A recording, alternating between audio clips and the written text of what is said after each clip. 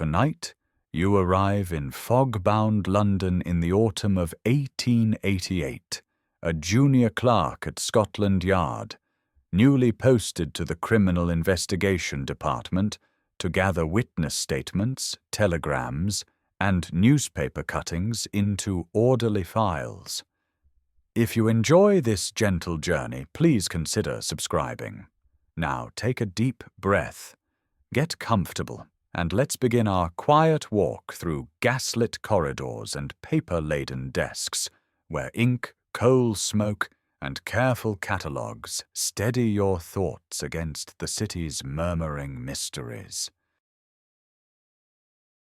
Morning begins in a narrow bed, the room cooled by a grey light that has filtered through fog before it reaches your eyelids. The curtains are heavy with damp, and when you touch them your fingers come away chilly, as if you have pressed them to wet felt. Somewhere down the corridor a gas jet burns with a steady hiss, breathing out that faint metallic tang that tells of pipes and flame behind plaster. From the riverside there is the low wash of water against the embankment, a sound that mingles with the cushioned beat of hooves and the hard ring of iron rims turning on cobbles. Floorboards give their familiar protests as the landlord makes his rounds, creaks moving past your door and on towards the stair. A cough answers from the opposite room, folded into cloth, then a pause, then the soft click of someone trying a latch that sticks, as it always does in this damp. The washing is brisk and without indulgence, a dish of cold water on the stand, and a cracked bar of soap lending its faint scent to the morning. Steam is a brief luxury as your hands warm the bowl, then the water strikes your face like pinpoints of wakefulness and runs off your jaw into the basin. On the sill stands a small bottle of ink, and in this weather it goes sluggish, thickening at the lip so that your pen will need coaxing when night comes. The coat you lift from its peg carries a trace of yesterday's streets, a dry film of coal smoke and lamp soot that has made its home in the fabric. Boots accept your heels with a stiffness that asks for patience.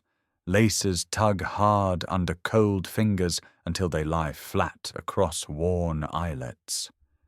A scarf is wound twice and still concedes a line of mist to the skin, so the hat brim is pulled lower for good measure before the door opens on the hallway's breath.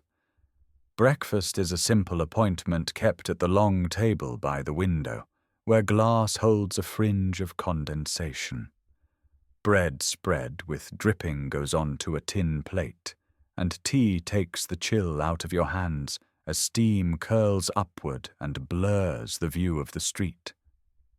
One lodger reads yesterday's paper, its edges softened by many foldings, while another buttons his cuffs and remarks on the state of the bridge as if it were a barometer. The landlord appears with his ledger and a short pencil, and your 3 shillings change hands with a small chink, rent noted for the week in a tight, orderly hand. Talk turns, as it does most evenings rather than mornings, to the fare expected at supper. Mutton stewed until tender, potatoes boiled in their jackets, and a jug of ale that tastes more of water than of malt, but warms the throat all the same. In the grate a few coals glimmer, reluctant but serviceable, lending the room a smell that clings to wool and makes the air taste faintly of iron. Your possessions are economical and easy to gather, and among them you keep a packet of stationery bound with string, envelopes tucked beneath a blotter cut from a discarded folder. When the day is done, those sheets will receive your slow hand by candlelight. The nib persuaded across the paper, while the mantel clock counts a deliberate 10 with a weary wooden note. Candles gutter if the window is opened even a finger's width, so letters are written with the sash drawn and the curtains pulled almost closed, trapping the room's own heat and the faint whisper of the gas along the hall. You tell your family the practical news, hours, duties, the city's weather, without troubling them with the work's particulars, preferring to describe the route you take and the way the river looks when the lamps take hold. In a pocket goes a folded note of your new department, the Criminal Investigation Branch, to which you have lately been transferred from the Public Records Office, a promotion measured not by uniform, but by paper. It is a unit still new enough to be spoken of as an innovation, formed in the year 1878 to bring method to detection, and already you see how its reliance on centralized files and the electric telegraph is changing the way information moves. The house has its own rhythm as you prepare to leave, and you move with it. A neighbor's door resists and then gives with a jar you could time by the week, and boots beat a quiet parade down the stairs that lead to the street. Outside, the air tastes of the river and coal, and the bridge presents itself as a broad band where sound travels differently, voices thin and wheels echoing lightly under arch and sky. Carts come over with milk and fodder, their drivers wrapped to the eyes, and the omnibus rattles past with a lantern nodding under its roof like a small star. Paperboys already call the headlines, softened by fog into something you hear more than you understand, and the police constable at the corner keeps his collar up while he chats with a sweeper. Your satchel rests easy on your shoulder, its weight not much greater than the bundle of paper within, and you set your pace to the city's unhurried but steady toward the work that waits on the other bank. On the walk across Westminster Bridge you consider the change in your days, how the Public Records Office taught you to prize orderly shelves and careful indexes, and how the department to which you now report asks the same virtues of you with a different urgency. The Thames moves beneath with its own business, barges shifting like shadows, steamers letting their whistles float up and vanish into weather. And you think about the way messages travel now along wires strung from post to post, arriving at the yard as clipped lines to be pressed into files. In this city and this season, the routine of tying a string around a bundle or sharpening a pencil becomes a kind of ballast, steadying you for rooms where every page seems to carry a whisper from the streets. Your breath makes a brief cloud ahead of your face, and then nothing, the air swallowing it as if the fog means to keep its courtesies private. Whitehall comes into view in a soft gradient of stone fronts and gas-lit windows, the swell and drop of footfall around you like the sea. You keep to the curb, hat still low, and aim for the entrance where, beyond worn stone steps, the day will take its shape in paper. You arrive with the grey of morning still folded over the embankment, and your boots find the familiar hollows in the steps as you climb to the records room. Inside, the air is warm and dry along the cheeks, the heat of a coal grate drawing the damp from your gloves as you tug them off and flex your fingers. Files rise in uneven ranks on every available surface, their edges softened by handling, their string ties furred with lint and age. You ease open a window just an inch to balance the heat, and fog presses against the sash as if testing the room's seal. A cool breath that smells faintly of the river. Shelves along the walls bow under the weight of ledgers with calf-skinned spines, docket numbers inked along them in steady, almost ceremonial hands. You stand a moment, taking in the long tables, the pigeonholes labelled by division and street, and the thin hiss from the gas mantles overhead that adds a metallic taste at the back of your throat. The morning's routine begins with order from small acts, and you lay out the implements that make the day possible. Your pen receives a fresh nib, the old one pinched gently with blotched fingers and set to rest in a porcelain dish. The new point catches a gleam of gaslight and then disappears into ink the colour of wet slate.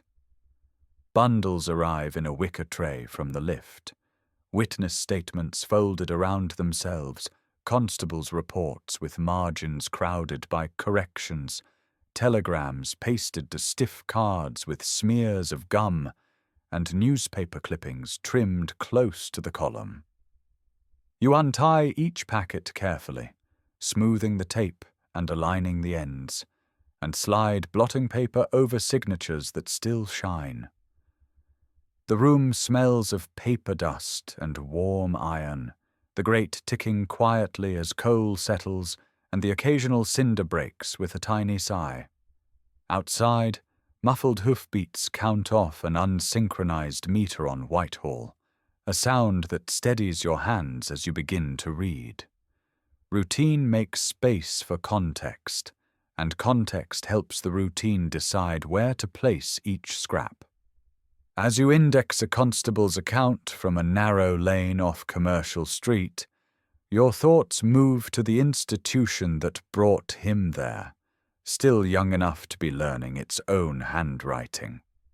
The Metropolitan Police was founded in 1829 by Sir Robert Peel to replace the scattered patchwork of parish constables and night watchmen, an experiment that set blue-coated officers to walk regular beats and impose civic order by their predictable presence.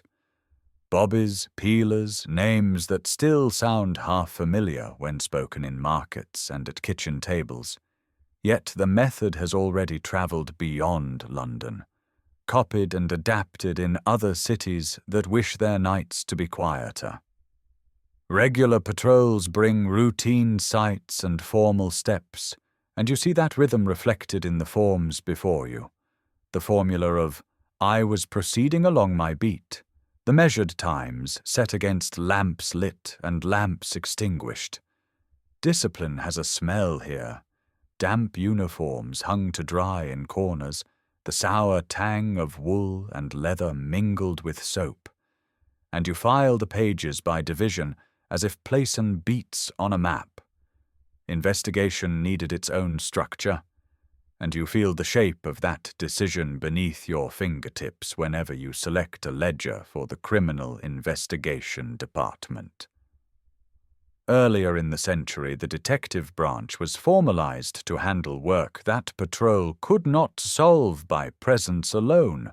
Then, in 1878, the organization gave those detectives a clearer frame by naming and reorganizing them as the CID. Centralized methods followed naturally. Common forms, standard numbering, and a habit of sending copies to this room so that one table might hold the city's memory. Telegraph wires make their own quiet sentences between stations and the yard, messages tapped out and translated into brief strips pasted onto the same cards you now sought, their urgency reduced to orderly words. A typewriter clatters faintly somewhere down the corridor, its even pace promising a future where reports will be legible by design, and you register that sound the way you hear the mantel clock, steady, unrelenting, helpful. On your desk, the pigeonholes marked Bow Street, H Division, Whitechapel Road, and Lehman Street accept their papers like mouths you keep gently fed. Sorting becomes its own kind of walking, and your hands learn the route. Date first, then street, then the nature of the sighting. You take a stack of witness statements and prepare index cards in a neat fan, one for each surname spelled as the writer imagined it: Smith, Smith, Smythe, because retrieval depends as much on anticipation as it does on accuracy. Foolscap crackles softly as you lift sheets to the blotting paper, and the ink's sheen dims to a dull, flatter tone that says it will not ghost onto the next page. A rubber stamp leaves the crest of the yard faintly embossed on a covering sheet, a gentle reminder that even rumor acquires a body when pressed properly. You straighten a column of cuttings from the morning papers, the paste still damp, headlines jostling for space that you deny them by reducing each to its essential words and location. A draft curls the corner of one card, and you smooth it down with the side of your hand so that the index box stays flat, the lines of small letters able to guide a future search without snag. Occasionally a page draws your eye, not for content, but for its hand, and you pause over the grammar of the newly recruited constables who have learned to patrol before they learned to write. Capitals wander, punctuation appears and vanishes, yet the essential sequence of what was seen and when is present enough to anchor the page, and that is all the system needs. You copy a sentence here and there to a clean index slip, shaping it into the neutral phrasing that allows cross-reference, then note the docket number and tuck it in place. The gaslight hums above, and its breath, if it can be called that, carries the faint tang of heated metal that sits on your tongue like a small coin. From time to time, a runner sets a new bundle on your table with a nod, the leather of his boots creaking, his cap wet from mist. You nod back and set the bundle aside to be opened in sequence. The typewritten lines from a neighboring desk tap in regular strokes, and you suspect the sound will soon become as common to the records room as the rustle of foolscap and the thud of stamps. By mid-morning, the rhythm is established, and you reach for the pile you have saved for last, the first of the day on the murders in the East End. The wrappers are marked with familiar letters and stations, and the topmost telegram offers a concise citing reduced to time and direction, sparing in words, heavy in implication. You lay out the documents in a row as you always do, witness statements to the left, reports to the right, clippings above, and begin to build the small architecture that will let someone find a line months from now without lifting every sheet. Outside the window the fog has thickened until panes look frosted, and when you touch the glass with the back of your knuckle, a chill meets you quickly, as if the city were breathing out against your hand. You place blotting paper on the first copied line and press it lightly, then ease it away to reveal the dull, set letters that mean the page can be turned. The next sheet waits, and the room, steady and warm and humming, holds its breath with you as you move to the next name.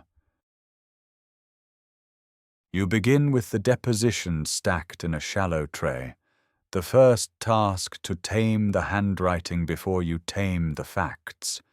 You read the uneven grammar of constables whose patrols leave them little time for penmanship, the letters marching, then stumbling, where a long night or a wet sleeve has blurred the line. You pause to copy addresses with care, because a single transposed digit can turn a witness into a ghost you will never find again. You keep your ruler at the ready, your steel nib gliding along a margin you drew at the start of the day, the drag of metal soft against paper made faintly wavy by damp air. You note the spelling variants of narrow streets east of Aldgate, Write in both versions in parentheses so another clerk will not need to question your meaning. You blot each page and date it, and in the top corner you place a small docket number that will follow the statement wherever it travels. The telegraph slips arrive with their curt cadences, the wires outside tapping out a rhythm that the building learns like a quiet refrain. You receive them folded into triangles, the clerk from the message room leaving them on your blotter with a nod, and you flatten each piece, smoothing creases with the side of your hand. You paste them onto standardized sheets you keep for this purpose, the seams crisp under your fingers, then note the time stamp and the originating station in neat script. You copy abbreviations exactly, WB for Whitechapel Road, PS for Police Station, because brevity holds when it is common, but breeds confusion when it is private. You align a terse line. Woman heard footsteps, saw nothing. Fog thick. Beside the fuller deposition, it may illuminate, letting the spare signal sit alongside the slower story. You add a narrow tag in pencil, telegraphic, so any reader knows the speed that produced the words. The newspapers bring another current altogether, a rustle of cuttings with assertive headlines and adjectives that enter the room like callers who do not wait to be announced. You trim columns with a blunt knife and glue them into a separate folio, careful to record the masthead and date for each, so that borrowed phrases are not mistaken for official lines. You reconcile their contradictions by placing them where they can be seen against sworn statements, setting one page to face the other like mirrors that correct each other without quarrel. You let the word phantom, so common in the bold type, sit on its own, bracketed by the sober prose of constables who record only what they think they saw. You place a small pencil dot in the margin beside a lively quote that appears, remarkably unchanged, in two different papers, a signal to your later self to corroborate it before it is allowed to harden into record. You do not strike through because you are a keeper rather than a judge, but you leave yourself a breadcrumb so that the path back to the source remains visible. The repeated details take on their own quiet life, and you begin to give them homes. You prepare index cards, each no larger than your palm, and at the top of one you write "dark coat," underlining it once. Then you list the dates and streets where that garment appears. You make another card for quick steps and another for blade scene, allowing yourself no more than the leanest phrase, because a card is a handle, not a page. You assign each card a code that matches your ledger, year, month, and a simple serial, and you cross-reference them to statements with a short "see also," so that inquiry can travel without losing its way. You draft a one-line synopsis for each witness. Initials, residence, trade, what was heard, what was seen. In a hand, you learned to keep consistent at the Public Records Office, the loops measured so that any division can read them. You leave a space for a later note, because testimony often grows a second life when paired with another, and the ledger you tend is designed to welcome such additions without strain. The forms themselves remind you of the shift that brought you here, from parish watch and neighbors who knew each other's habits to a city that polices itself through routine and record. You think of how the Metropolitan Police, founded in 1829 under Sir Robert Peel, gave London its blue-coated beat and its promise of regular patrols, a promise measured as much in ledgers as in footsteps. You think, too, of the Criminal Investigation Department, created in 1878 to coordinate detectives and their information, knitting reports into a central fabric that the old patchwork never had. You copy a telegraphed note into the register. From Leman Street. Request for prior similar. And mark it as answered, grateful for the wires that make a morning's question an afternoon's file. You note how standardized headings, date, place, persons, particulars, have replaced the idiosyncratic diaries of earlier constables, and how that standardization, while clean, can flatten the texture of lived memory. You find yourself writing a brief parenthesis, voice uncertain, seemed cold, to rescue a tone that the printed form would otherwise neglect. Throughout the day, the room gives you its small, steady company, the kind that allows thought to hold without tightening.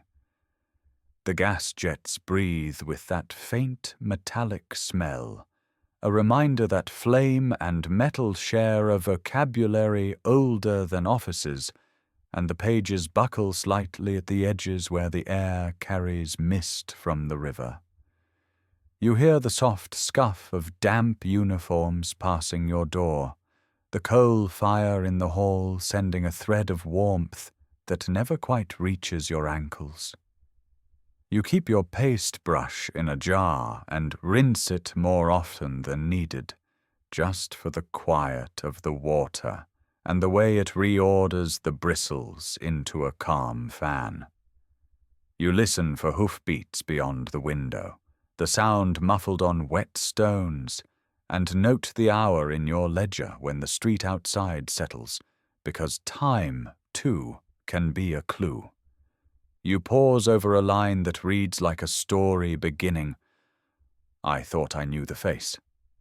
And you underline nothing, only adding a neat question mark to remind yourself that memory can be neighbor to invention. By late afternoon you arrange two statements side by side, their near identity both comforting and unsettled. One hand is quick and angular, the other slow and rounded, yet both recall a man, a coat, a pace, and a turn toward an alley at nearly the same minute. You align their docket numbers with a small pencil brace and write a calm concords with between them. Then you add a reference to the telegraph slip that mentions footsteps at that hour. You feel a small assurance. Repetition can be a proof, but you also register the ambiguity of how words circulate when the streets are narrow and the news travels faster than the fog. You place both sheets into the folder for the day, close the file with its string, and note the page count in the register so that none of it can drift. You sit back for a moment, flex your cramped fingers, and let the hiss of the gas drown the sounds of the city while the ink sets. Your work leaning toward order without claiming to resolve what is larger than a room of paper. You step from your desk with a folder tucked under your arm and ask the sergeant about a note that should have come from Whitehall, but somehow arrived in a bundle marked Bow Street. The corridor breathes coal warmth from a low fire, the air salted by the iron tang of gaslight, and the damp capes hung to dry give off a woolly scent that clings to the walls. In a neighboring room, a typewriter beats time, each key striking like a measured pulse that promises cleaner copies and fewer smudged names. You place the misfiled sheet on the sergeant's blotter, point out the wrong docket number, and trace with your finger the path the paper should have taken.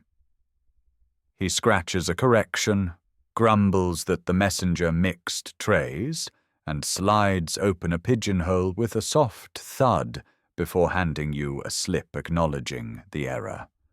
You write the hour beside the correction, tuck the sheet back into its proper folder, and feel the small click of a gear meshing, trivial and necessary.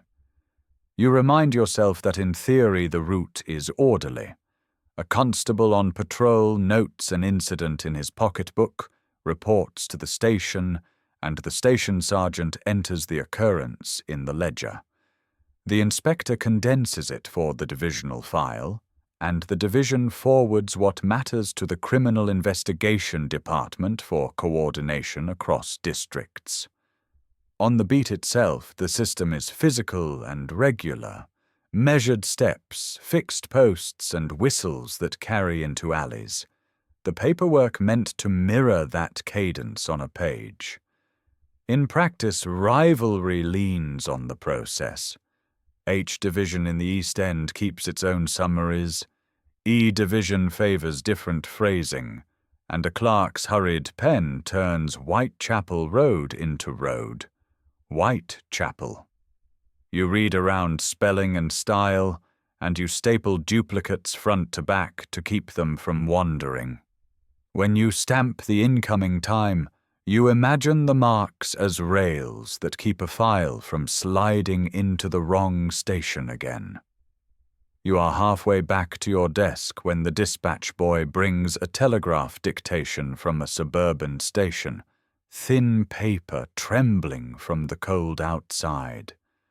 You note the minute, initial the margin, and route the message toward the officers who will compare it with witness statements, even as you enter its keywords into your index. Electric lines have become the sinews of the force, carrying warnings along streets and railway corridors that once depended on runners' legs and church bells to spread alarm. The wire is quick but not perfect.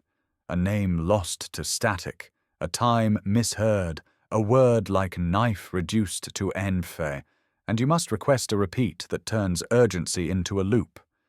You write your reply slowly for the operator. Clarify name, confirm address, resubmit.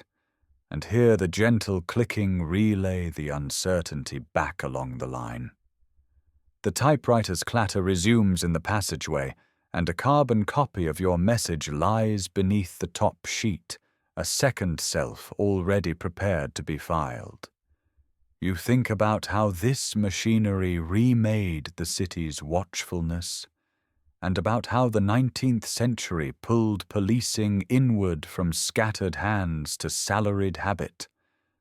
There were once parish constables and night watchmen, and before that, thief-takers, who made a living on bounty, a patchwork of efforts that did not fit together unless luck and proximity allowed it.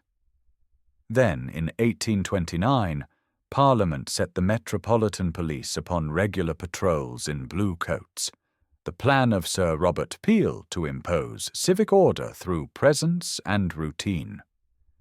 In 1878, detectives were formalized as the Criminal Investigation Department, a separate branch meant to use patience more than boots, its work dependent on centralized records rather than swift chases.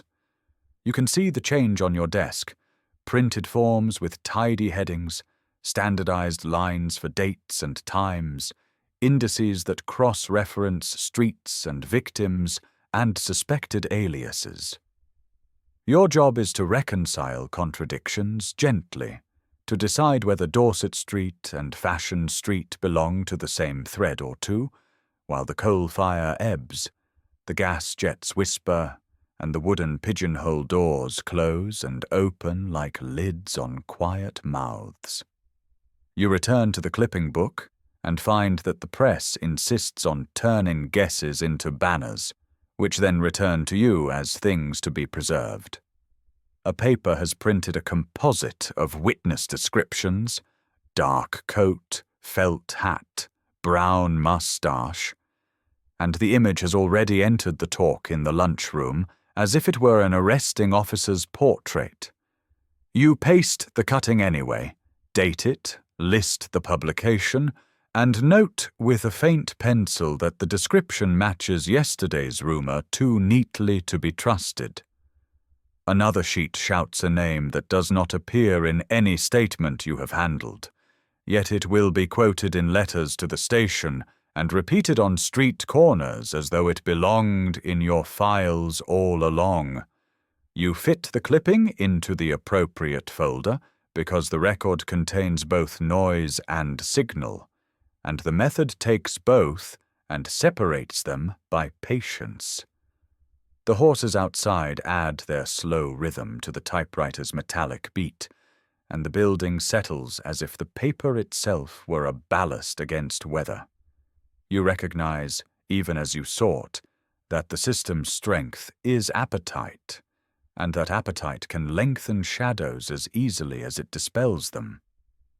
A rumor that might have blown away in a day becomes a sheet with a number becomes an entry on a card, and the card finds a drawer where it can be rediscovered long after the talk has cooled. You hesitate over a duplicate telegram that repeats an old lead, and you write in the corner, previously logged, see cross-ref, then bind it with the earlier note so the repetition takes its place in a chain rather than a circle. You request clarification when two witnesses number the same house differently, and you add a quiet annotation to help the next reader steer through the street's inconsistent signage. You send a brief to a detective sergeant with a tidy list of contradictions to be resolved, trusting that, as with rails and sleepers, the work is in the spacing and alignment rather than the weight of the parts. You close one drawer and open another, assign a docket number that nestles in sequence, and breathe in the warm, damp smell of wool as someone hangs another cape to dry near the fire. You keep going, tightening the net by inches, watching the gears turn, and letting the machine's measured pace settle your own. Late in the evening, you settle into the mechanical rhythm of indexing, the kind of steady work that turns noise into order one careful line at a time. Your supper cools on the windowsill, the meat pie firming at the edges while the tea turns astringent, and you take a sip only when the typewriter down the corridor pauses for breath. The keys begin again, a regular clatter that becomes your metronome as you number folios, sharpen a pencil, and check that every exhibit and statement has its proper place. You choose a discreet mark in the margin to distinguish newspaper copy from sworn depositions, a small sign that lets the eye separate speculation from testimony without drawing attention to the separation itself.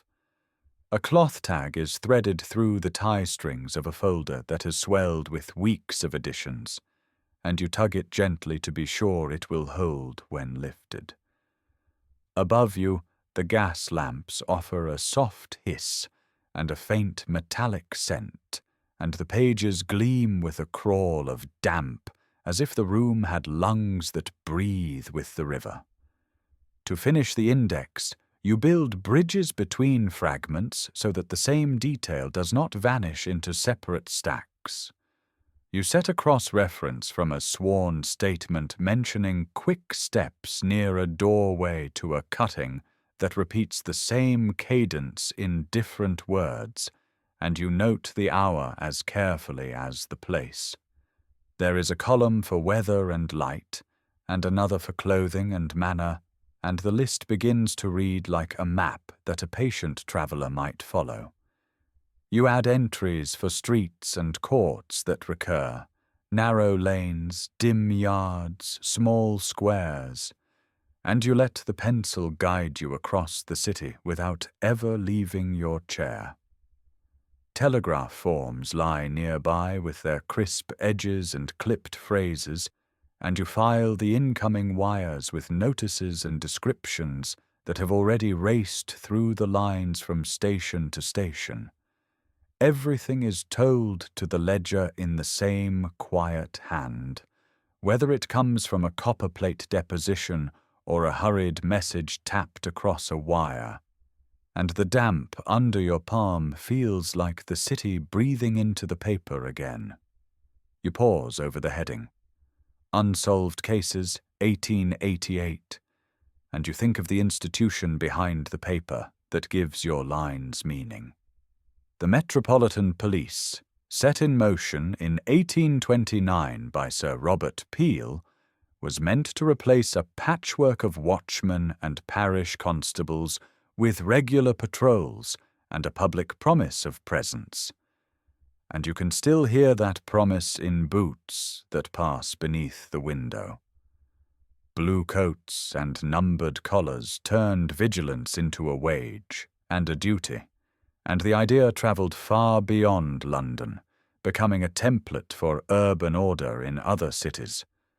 In this 19th century's waning light, the promise is tested by confusion and crowding, yet the purpose is the same.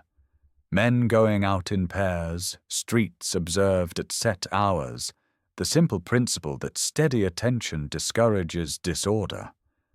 A few doors from your chair, the Criminal Investigation Department, formal since 1878, gathers investigative work that was once scattered, and it leans on new conveniences, wires that shrink distance, and typewriters that make words uniform.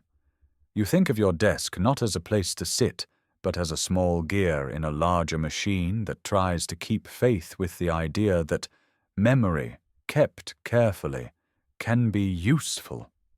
When the last line in your cross-reference list dries, you allow yourself a private sentence that is not for official eyes, a whisper folded into the work.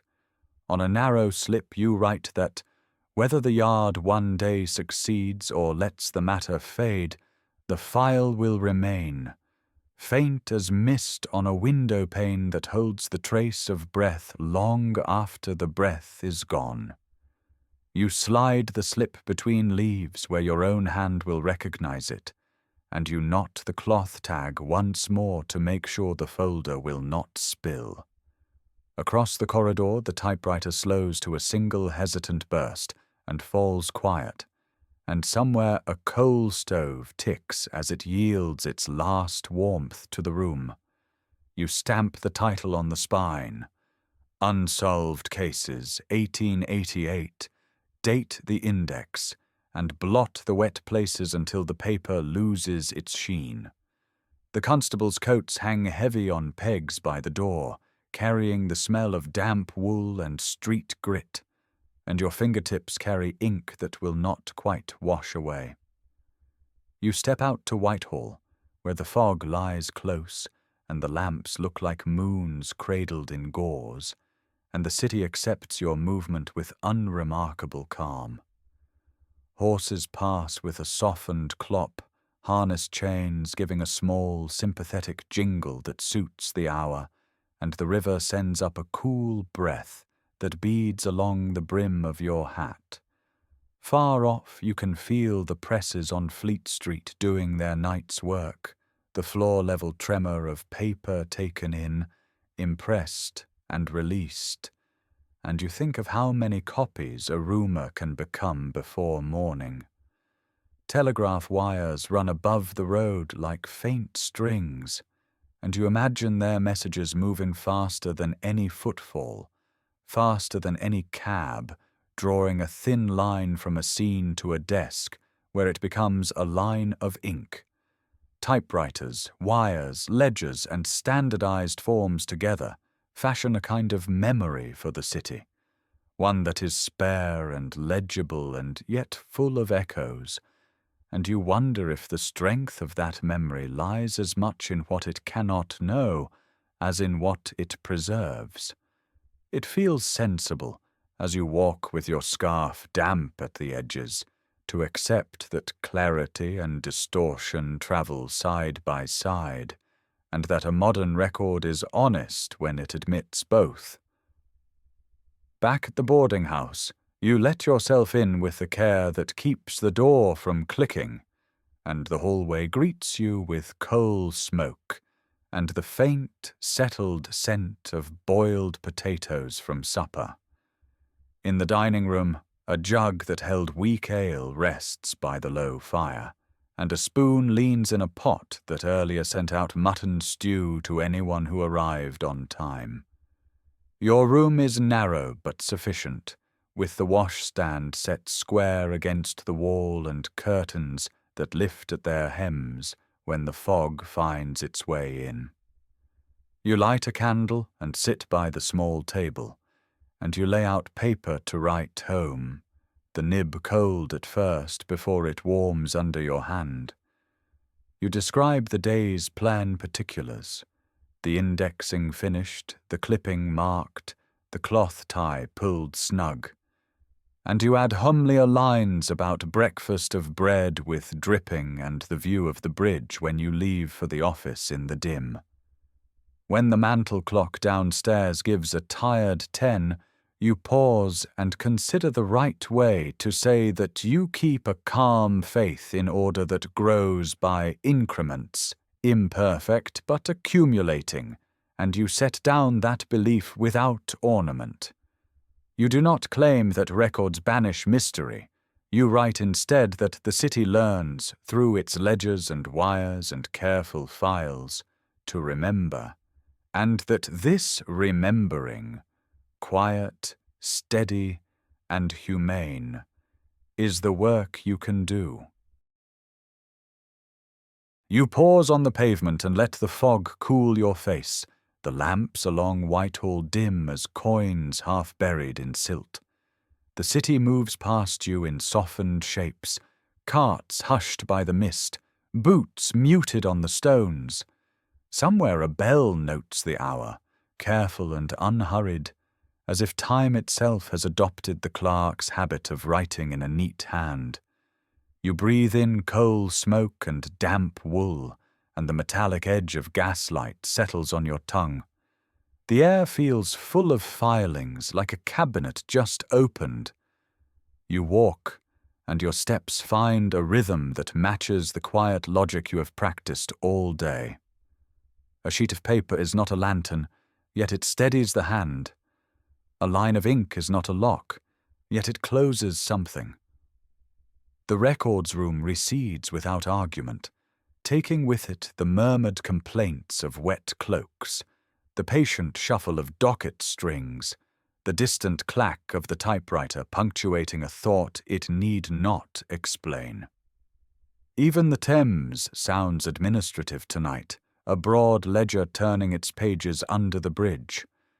You think of the long chain that brought you here, parish watchmen with rattles and staves, the cautious birth of a uniformed force, the decision to collect, to centralize, to send messages down copper wire rather than by a runner's breath. All of it designed to regularize the irregular, to give the city a habit of explanation. You do not expect perfection from this habit. You only ask it to keep its place, to be present each morning when you push open the heavy door and feel the mild give of the worn step. You do not chase a phantom. You align the margins. You blot the pools of ink that edge toward carelessness. You set the names in an order that will let them be found again. If the pages keep their cool counsel, the city keeps its pace. Horse, wheel, shoe, stone, telegraph, pen, stamp, file. Not a march, simply a continuing. The boarding house will be warm when you reach it, the crust of bread stiff at the edges, the tea modest and kind. Fog will press at the window as if trying to read over your shoulder. You will lay your coat across the chair, steam faintly lifting from the seams, and the day will fold in on itself like a document placed in its cover. There is a comfort in the unremarkable. The clock's small bravery as it climbs each minute, the scratch of your nib finding its groove, the scuff of another tenant's boot on the stair. You will sleep, and the city will file itself for a few hours, and the river will carry the night's residue toward morning. The questions will be there tomorrow, and the forms will be there, too, steady as cupboards. Nothing solved, perhaps, and yet something held. Memory has its own patrol, not in boots but in pages. You walk it by daylight and leave it on guard when you rest. You reach your door, the key cool and certain in your hand. Behind you, London breathes, large and serviceable. Before you, a narrow bed, a washstand, and quiet. You let the latch settle. You let the fog be fog, and the paper be paper, and your thoughts thin like smoke until they lie flat. Somewhere a file closes, soft as a coat folded at night, and the city, recorded enough to sleep, turns gently toward another day.